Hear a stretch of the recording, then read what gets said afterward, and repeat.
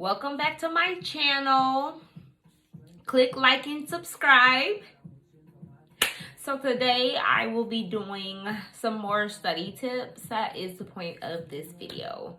I'm still trying to assist my friend in the best way possible, and it'll just be easier for her to just watch a YouTube video when she's free versus like being on the phone for 100 hours. So whenever I think of something or whenever I do something, I just add a video. So last night I was studying and it just made me think about some more study tips. Okay, so one of the things that you should do, so this is for medical doctors or whatever like that.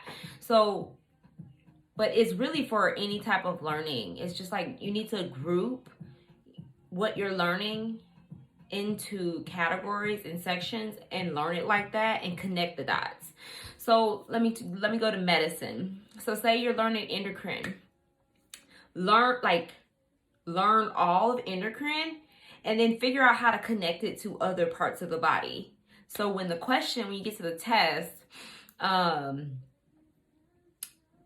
you're already making the connections. So when they ask you the question, you won't be like, oh, I never thought about it like that. So that's what you have to be thinking about, because they're not just going to ask you the simple questions like, oh, I mean, what are the side effects of TSH, or, having like hypothyroidism or hyperthyroidism. It's not going to be that simple. They're going to make it very convoluted and just kind of like they're trying to make you waste time on difficult, on the concept itself. But if you connected the dots before coming to the test, it'll be like a 1 second, like boom, you're done. So the way that, remember, I'm psychiatry. So the way that I'm going to have to explain this is by using psychiatry meds. So yesterday I was studying all about dopamine. And so here's the thing. What I mean by that is, so basically what I suggest you do is get a big whiteboard. Actually, the whiteboard that I have, I got from a friend. Shout out to Madonna. She randomly gave me her whiteboard. She was like moving or something. Like she just didn't want it anymore. So I had this really huge, amazing whiteboard that was just given to me. So basically, this is everything that I wrote out about dopamine. You're not going to be able to read it, but that isn't the point. The point is, when you're making your notes, make sure, don't assume that you're going to remember something. So you're reading the book and they're saying, oh, dopamine does this. You're like, oh yeah, that makes so much sense. I'm going to remember that. Here's the thing. When you get to the test, you're going to be so anxious that you're going to forget simple things. So you have to know it so well that even when you're anxious, even when your heart is racing outside of your chest and your brain is hurting because you have a headache and you're nervous about things you shouldn't be nervous about, you still need to know the answer. So that's why when you're studying something, don't assume you're going to remember it. You write it down anyway. Write it down 100 times just so when your blood pressure is high, you have a headache, and your heart is beating outside of your chest at the test, you're still going to remember the answer. Okay? Also, another thing that I want you to do is, so an example, I was learning about dopamine yesterday, and it said, oh, where is it on here? It said, no, actually, I was learning about lithium. So I'm looking at the dopamine picture and I'm thinking about lithium. So it was talking about lithium and how lithium can cause nephrogenic diabetes insipidus. So say you're studying, right? You're like, oh, I'm learning this drug. And now all of a sudden they talked about nephrogenic diabetes insipidus. That is your moment to pause right there and go learn every single thing that you can remember about diabetes insipidus, nephrogenic type. Learn central and nephrogenic and write it on the paper right there. Because you need, like, the way that they're going to write the question, they're just going to describe it. They're not going to say, this person has nephrogenic diabetes insipidus. You know what I mean? Like, you're going to have to, but you can't think. You can't sit there and be like, which one is this? Diabetes insipidus, nephrogenic, central, what's the difference? No. So like when you're learning something and they just mention, oh, it causes this, you need to know what that is. Lithium, it was also talking about how lithium causes acute kidney injury. Pause. Go read every book you can find on acute kidney injury and know how to decipher the different types and what causes it and write it on the paper. So you see how you're studying a medication, but now I've already studied renal, I've studied endocrine, you see what I'm saying? Like when it mentions something like that and you don't know everything about it, go learn it right now. Stop right there, pause, open a book, and go study nephrogenic diabetes insipidus. Go study acute kidney injury and learn it like the back of your hand. Front, back, front, back, front. So, you know what I mean? Like, write it down on your paper, learn it, and then go back to what you were studying. That's the way, like, technically, I was learning about lithium, but you see how I covered so many different things? Actually, I haven't done it yet, but that is my plan. So, like, the point of that is don't assume that you remember it. Because you know what it is, but you need to be able to, teach it to a second grader.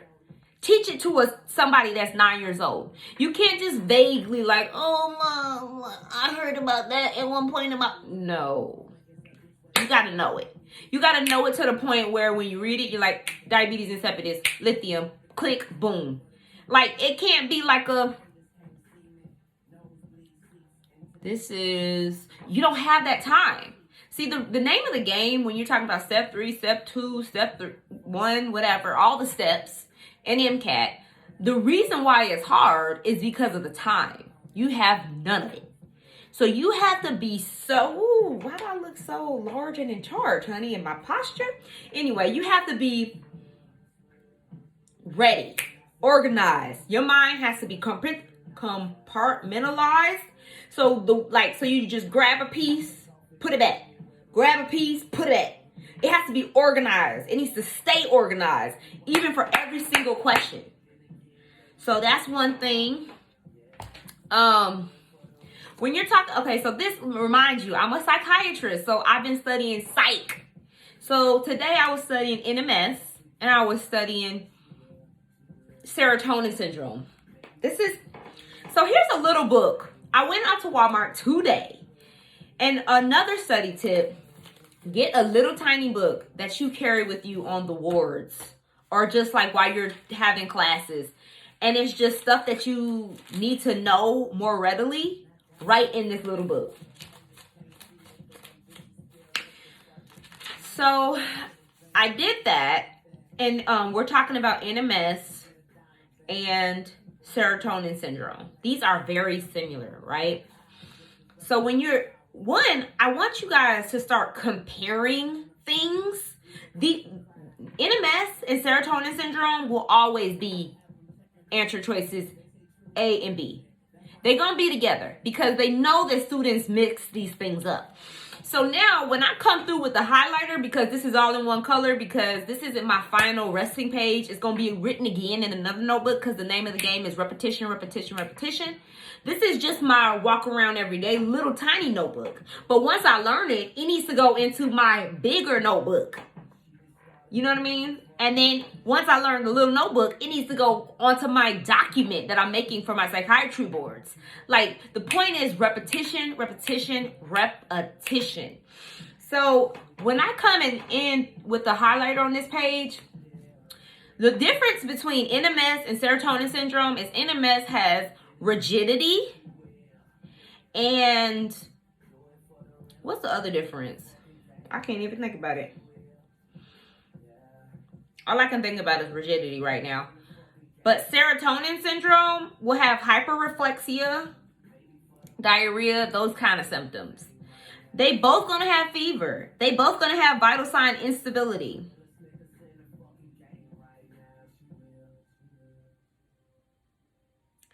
All right.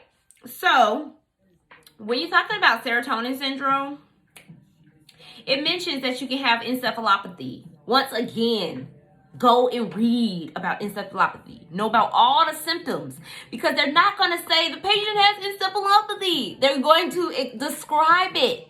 So you're going to have to know that that's what they're talking about. Guys, it's simple. If you do it at home during the study process, then it won't be hard when you get to the test. All right. So that was one thing. Okay. So I don't think I finished that thought about having a whiteboard and writing everything and connecting the dots on the whiteboard. So say you're studying endocrine. You put everything that you know, you start connecting the dots all about endocrine on one huge whiteboard.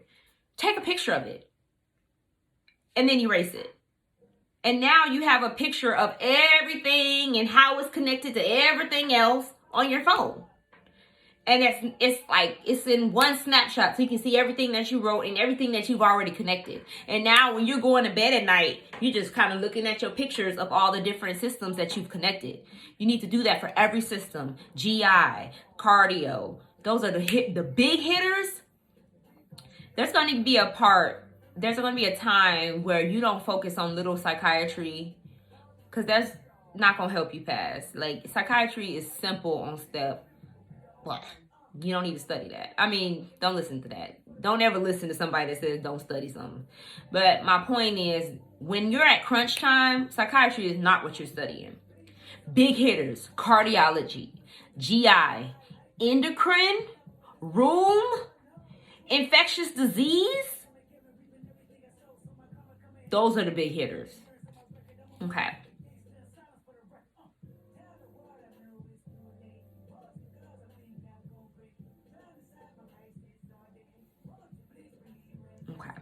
Another thing that I want to say, when you're making your schedule, shout out to Maria and shout out to her husband, IJ, because they used to help me make schedules. Look at the way that I did this. Here's what I did. Look at these chapters. You can't read it, but there's numbers next to each chapter, and every check mark is like how many times I read the chapter, whatever like that. What I did was I counted the pages of each chapter. And that's how I made my schedule. Because if one chapter is 50 pages, I personally, when I'm trying to review other, multiple systems in one day, cannot pick another chapter that is also 50 pages. Who's reading 100 pages of medicine in a day? Not I. So what I would do is, a surgery is 50 pages in Mastering the Board Step 3. So I would match surgery with oncology, because it's 5 pages, and preventative medicine, which is 6 pages. So that day, all I have to read is 61 pages. Now that's a lot, but think about if you matched chapters together that were all 50 pages. That's 150 pages in one, 50 times 3. Because if you're trying to do multiple topics in one day, so you can hit every topic every day of the week or whatever like that. So by the end of the week, you've hit every topic. That's how you match them up. So say you want to do, the way that I would do it, so cardiology is 44 pages. Endocrine is 22 pages. So you could do cardiology, endocrine, and radiology, which is 8 pages. So 8 plus 44 plus 22. So 66 plus 8. Ooh, is that 74? But you see how, that's how you make your schedule. Because you have to go off of what you personally can read in one day. And I personally would not want to read 150 pages in one day and think that I'm really going to retain what I read. So there was that. I tried to make little notes to make sure I went on everything. Oh, okay. So what I'm going to do in this little book. So you see how sometimes you can see through this. And I actually wrote on the other side. basically what I'm going to do is if I have something that I want to write, I'm going to use the Post-it on the side so it doesn't bleed through. So I don't want to waste the space, but remember, like, you can just, I didn't even know that was under there, but the name of the game is to, like, not lose this page. So I'm going to use the Post-it so the ink doesn't bleed through and then I can't read the front side. I bought some Post-its. Look at the little fox. And look at that. Look how cute. I bought these today. I love Post-its. Aren't these so cute? Okay. I think that's all for right now. I did want to check one thing. And so just bear with me. But hey, you can do anything you put your mind to. Don't let anyone tell you you can't do it. If you're having a difficult time in whatever field you're in, just study harder. Cut your friends off. Cut your boyfriend off. Only if he wants to come over and clean the house and cook dinner can he come over. But if he's trying to, boot him out the door, honey. Boot him out the door. But my mind, come on, brain. Oh, I know what I'm looking for now.